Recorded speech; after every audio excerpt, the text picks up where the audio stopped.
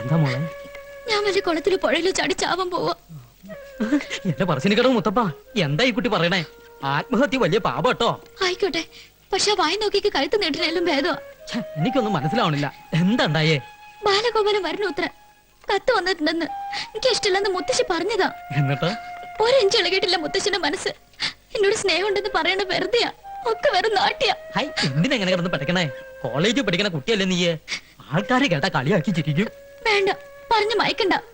ആദ്യമൊന്ന് തീരുമാനിച്ച പിന്നെ മാറ്റില്ല. എന്റെ മനസ്സിന് ഇഷ്ടമല്ലാത്ത ആൾക്ക് അങ്ങനെ പിടിച്ചു കൊടുക്കാച്ച ജീവൻ കളയും ഞാൻ. അയ്യേ, വേണ്ടാതൊക്കെ ചിന്തിക്കാണ്ടിരിക്കാം. വേറെ എന്തൊക്കെ വഴി കിടക്കണു? എന്ത് വഴി? എല്ലാത്തിനും പരിഹാരം ഉണ്ടാക്കാൻ ഒരാളിവിടെ എത്തിയിട്ടില്ലേ?